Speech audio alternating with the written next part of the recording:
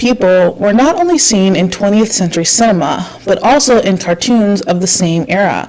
Many of the big names in animation we know today, such as Warner Brothers and Disney, were some of the many production companies that helped create and sustain these stereotypes and tropes. If you think the many plays and later films depicting the story of Uncle Tom's Cabin were reductive and racist, then you will be completely astonished at how the story was portrayed in cartoon form. In 1932, a Disney cartoon called Mickey's Melodrama was released. The cartoon opens up on a flyer advertising a minstrel show for Uncle Tom's Cabin. The flyer reads, "Tonight, Mickey Mouse presents Uncle Tom's Cabin. Uncle Tom is played by Mickey Mouse. Topsy is also played by Mickey Mouse. Ava is played by Minnie Mouse. Eliza is played by Clarabelle Cow. And Simon is played by Horace Horsecollar." We see that there is a packed theater waiting to see the most well-known characters act out this play. Minnie is seen readying her curls to play Little Ava, while Clarabelle Cow uses candle soot to apply blackface. Mickey Mouse also gets ready by putting on tattered clothing and a wig. Then he blasts himself with a bomb to apply blackface in the likeness of Topsy. When Minnie and Mickey come out, the audience cheers, and in the background, Goofy operates cutouts of black background characters, also in the minstrel style. Mickey then dresses up like the old Uncle Tom to face Simon Legree, who begins to whip him when the audience throws tomatoes at Simon. Then Eliza's character is seen crossing the ice with a doll that looks quite like a pickaninny, likely supposing to be her son Harry. Jasper and the Watermelons. Jasper and many other characters speak in an accent reminiscent of a minstrel performer, and he has a mother he refers to as a mammy.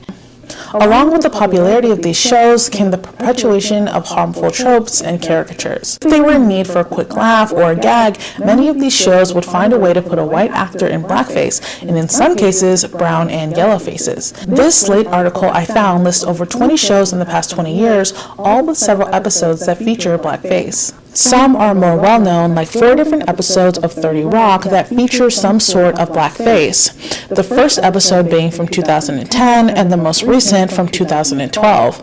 All 4 of these episodes have been pulled from streaming services and network TV. You may also remember a now-deleted scene from an episode of The Office. This episode included Dwight dressing up as a literal minstrel character based on a Dutch holiday tradition that started in the 19th century. This tradition involves community members dressing up as a helper of St. Nicholas, who supposedly has blackface from the charcoal of a chimney. It's not just comedy, and it's not just blackface.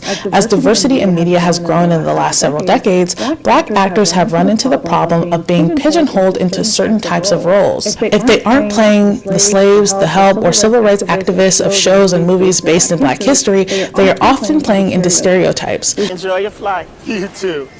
As easy as saying the wrong thing. Me too. Really? What?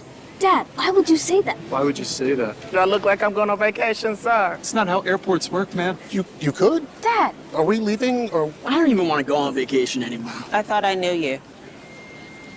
She has hairspray that is over the limit. With an app that puts your policy in your pocket, it's easy to Geico. And you're not wearing socks. Get a grip, man. All the praises and the honor goes to Yahweh Bahashem, Yahweh Shai Bahashem, Recha Ha Quadash, and double honors to the elder apostles and even the elder bishops of Great Millstone. Honors as well to you other brethren, you fellow believers and followers of this faith. Also shalom to you few sisters as well, you sincere ones. And shalom to the hopefully elect, shalom to the elect.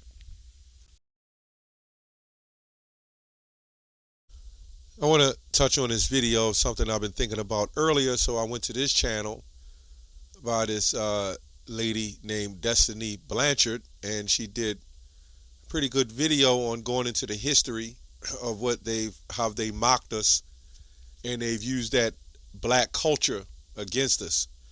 So I want to touch on that a little bit because we are not ignorant, as 1 Corinthians forget what 1 Corinthians 2.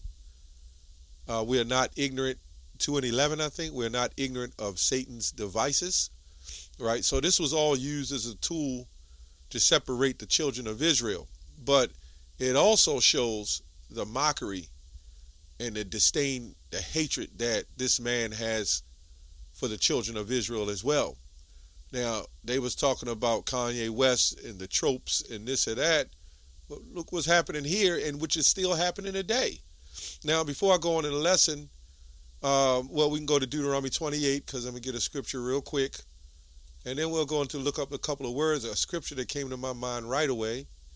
Deuteronomy 28 and 15, but it shall come to pass, if thou wilt not hearken unto the voice of the Lord thy power, to observe and do all his commandments and his statutes, which I command thee this day, that all these curses shall come upon thee and overtake thee. So what I want to go into next is entertainment, and how far, how much they've used entertainment to destroy the children of Israel. They need the children of Israel separated, because if we ever come together, like Hosea 1:11 says, and it's happening, they're going to, they can't control this now. So now it's getting out of control.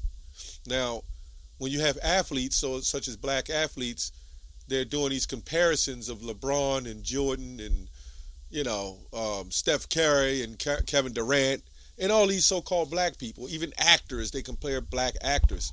But for whatever reason, so-called white athletes, they won't compare Tom Brady to Peyton Manning and Joe Montana, Eminem to Paul Wall and what's his name, Vanilla Ice. They don't do anything like that. This is all designed to keep that separation, when some of these people who look white are actually Israelites. Come to find out, Larry Bird, his lineage, and somebody else brought that out, that's not even in the truth, goes back to the Native Americans, to the Northern tribe.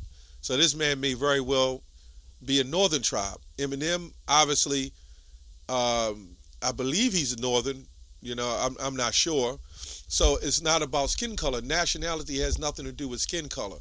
But this thing they've done is still on another dynamic, so to speak, as to separate us and also make mockery, right? So there's a couple scriptures came to mind, but I'm going to try to make this quick.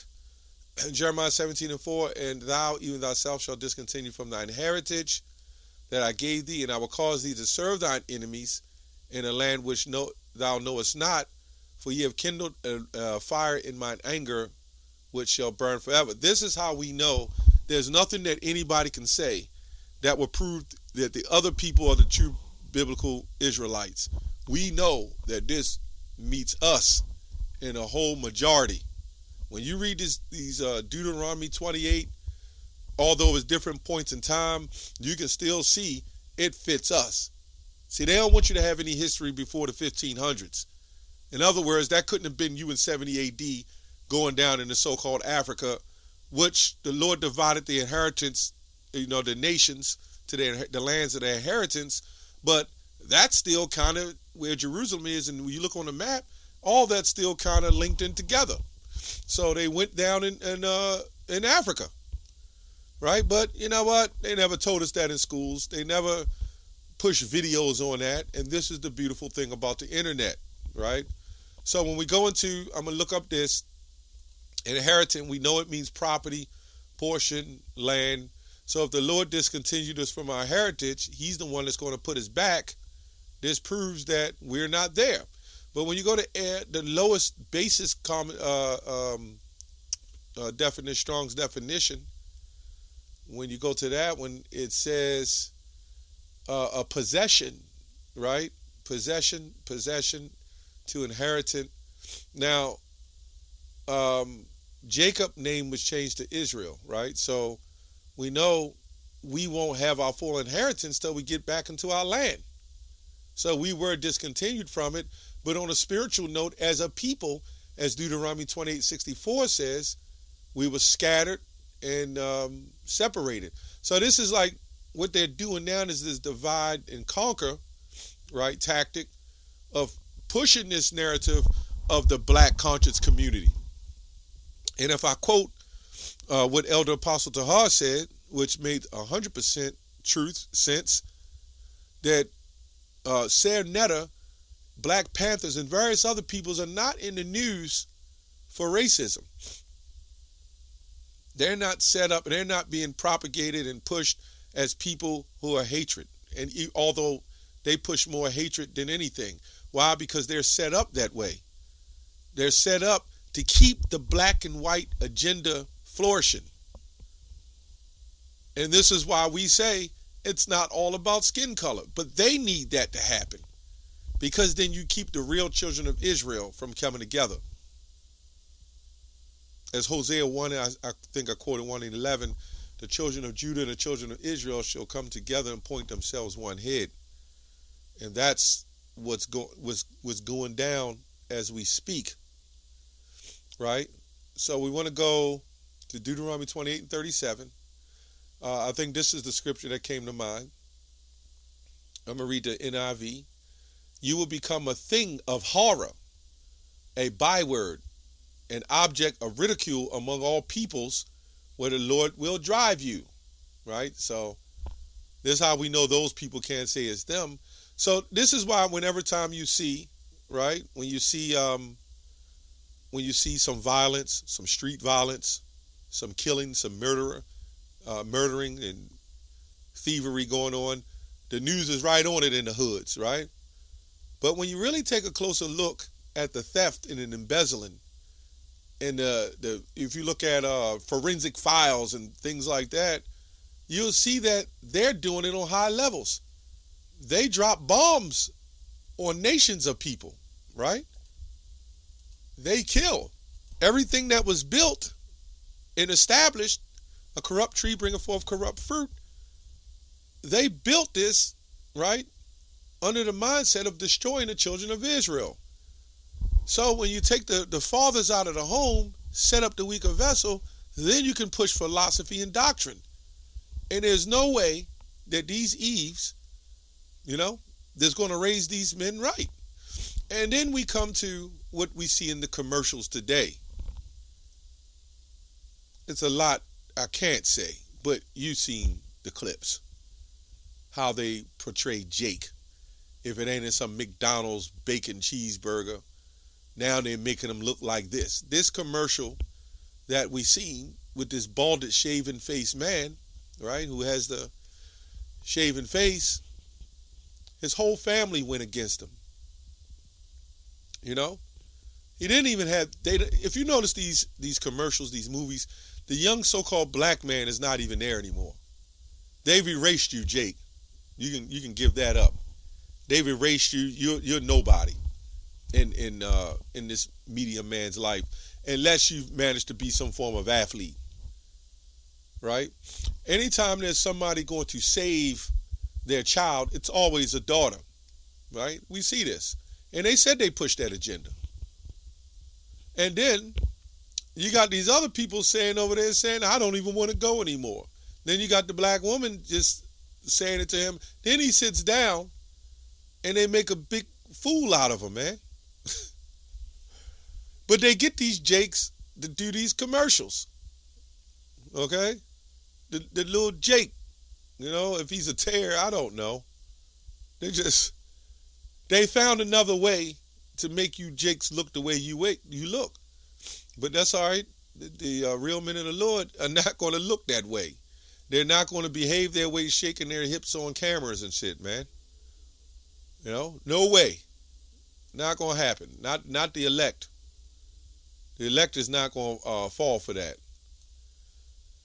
Anyway, let's go to a horror, a proverb, and a byword.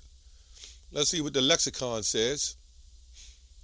It says a horror, a proverb, and a taunt. So we go to this word taunt. It means to reproach, challenge in a mocking or insulting manner, a jeer, right? A sarcastic challenge or insult. Let me see here. So we know the Bible doesn't lie. And who else would this fit? I don't know how anybody else can fit this, man.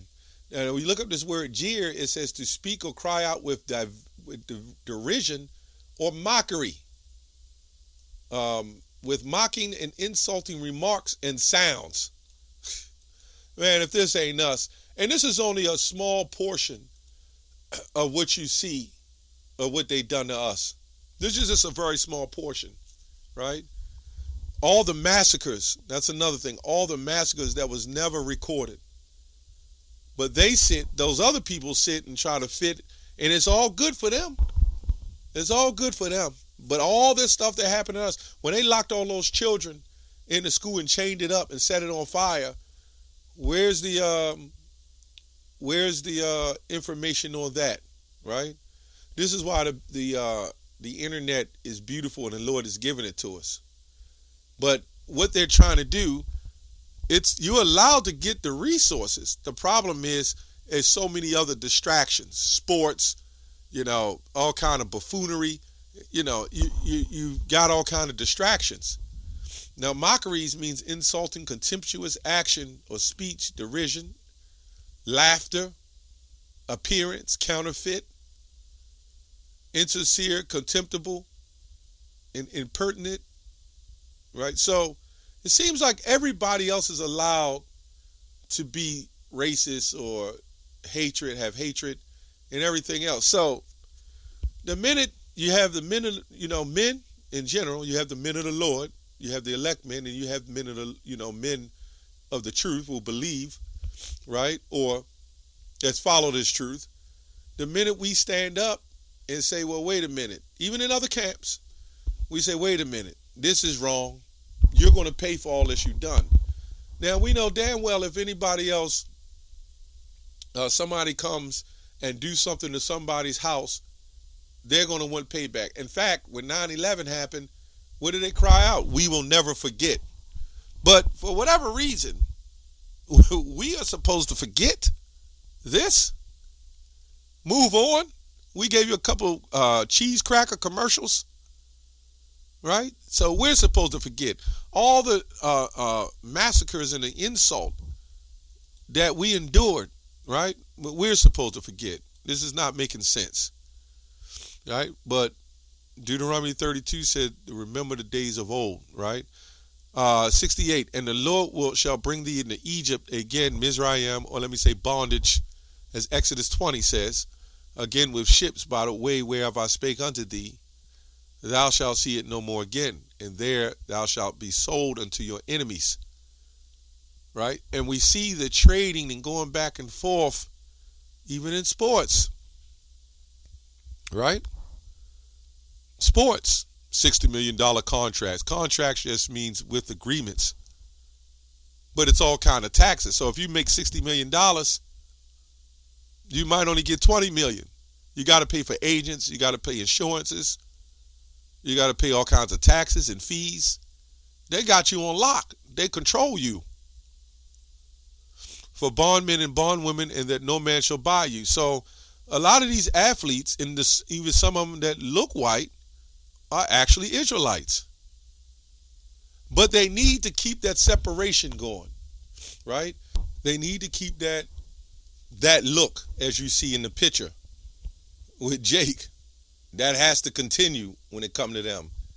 That's the mindset of the breaking of Jake and the pulling down of Jake, right? So I just found it interesting. I was thinking about it earlier, and I said, well, let me look on the internet and see if anybody else see anything on it. And I look at this woman, Destiny Blanchard, and she went in on that.